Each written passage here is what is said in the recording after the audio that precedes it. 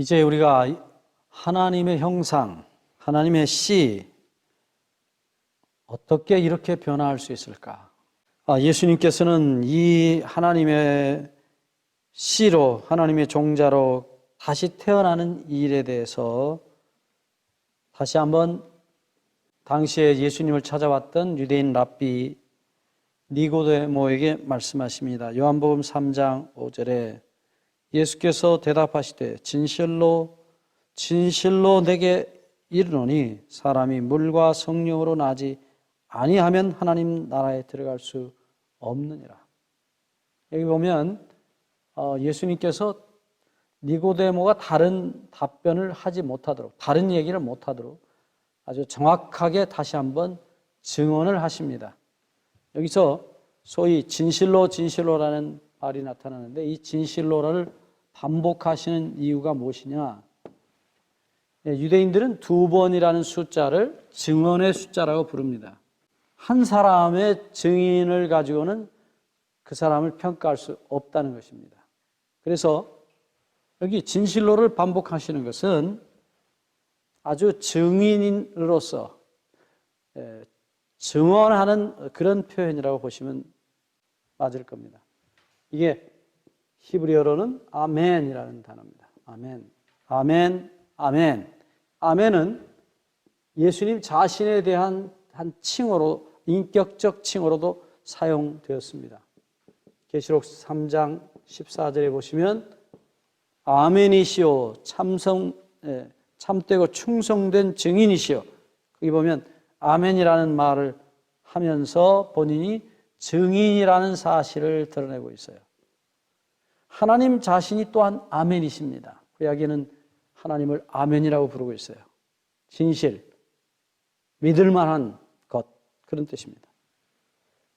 예수님이 하나님 아버지와 당신 자신을 두고 하시는 말씀이에요. 그만큼 절대적이고 중요한 얘기입니다. 거듭나지 아니하면, 다른 말로 하면 물과 성령으로 나지 아니하면 하나님 나라를 볼 수 없다는 것입니다. 많은 분들이 이 거듭남에 대해서 말할 때 나름대로 여러 가지 의견들을 내놓습니다. 그러나 거의 모든 분들이 동의하는 것처럼, 다시 말하지만 이 거듭남은 죽음을 전제하지 않을 때 있을 수 없다는 것입니다. 죽어서 부활하는 것입니다. 죽지 않은 사람은 절대 부활이 없습니다. 변화는 있을 수 있어요. 그러나 결단코 부활은 없습니다. 오직 죽은 사람만 부활을 기다립니다. 그래서 죽음의 의미를 이 시간엔 좀 생각해 보려고 합니다. 무엇이 죽는 것인가? 지난번에 말씀드렸지만 창세기 2장 17절에 선악을 알게 하는 나무를 먹는 날에는, 창세기 2장 17절에 분명히 정령 죽으리라고 말씀하십니다. 이 정령 죽으리라는 죽음의 의미가 무엇인가? 지난 시간에 말씀을 드렸듯이 하나님의 형상이 죽어버리는 것입니다. 아담이 선악과를 따먹은 바로 그 순간, 우리가 지난 시간에 공부했던 소위 하나님만을 의지하는, 본능적으로 하나님 아버지만을 의지하던 신앙 본능과 그 마음속에 기록했던 본능적 사랑의 법이 다 죽었어요. 사랑의 법이 죽었습니다.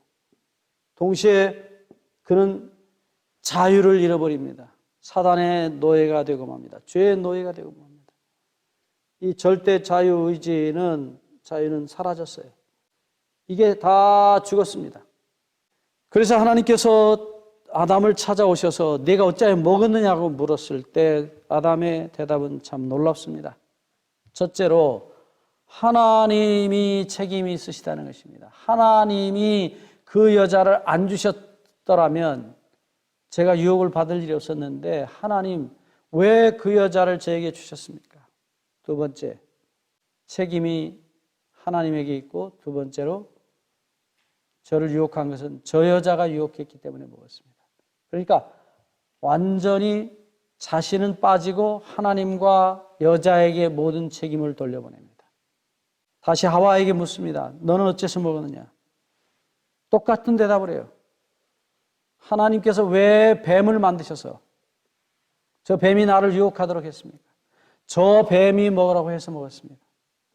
역시 자신은 빠지는 것입니다. 결론은 뭡니까? 사랑이 없어졌다는 것입니다. 그 마음속에 있던 본능적 사랑의 법이 망가졌어요. 하나님만 의지했던 아버지, 제가 잘못했습니다. 제가 어떻게 하면 됩니까? 아버지, 제 죄를 아버지에게 다시 맡깁니다. 신앙으로, 믿음으로, 본능적으로 아버지 품에 안기는 것이 아니고 오히려 하나님을 원망하고 있는 모습을 보게 돼요.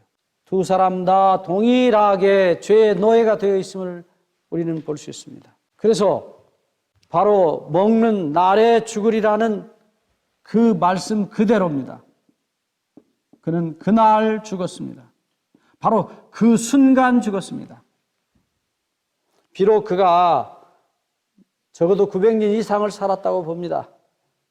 900년 넘는 세월을 더 살았지만 생물학적 죽음, 목숨이 끊어지는 그 죽음만이 아닌 그의 속에 들어있던 하나님의 형상이 그날 그 시간 이후로 없어져 버린 것입니다.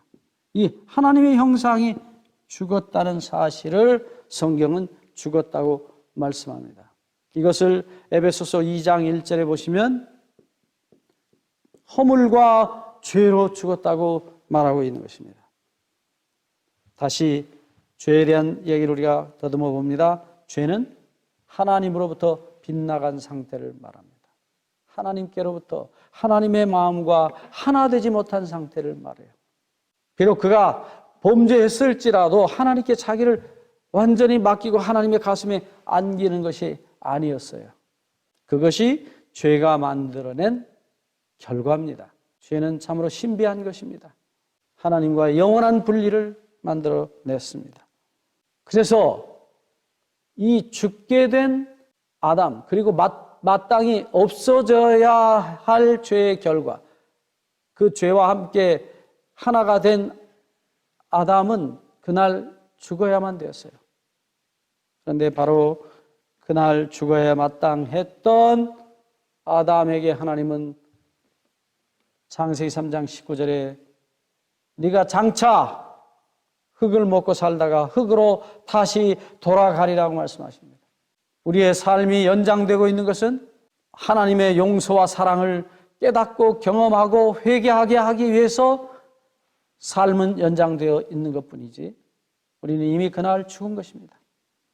그런데 마땅히 죽어야 할 아담과 하와를 대신해서 바로 그날 요한계시록 13장 8절 창세로부터 죽임을 당한 어린 양, 그 양은 바로 그 에덴 동산에서 아담과 하와를 대신하여 죽었습니다.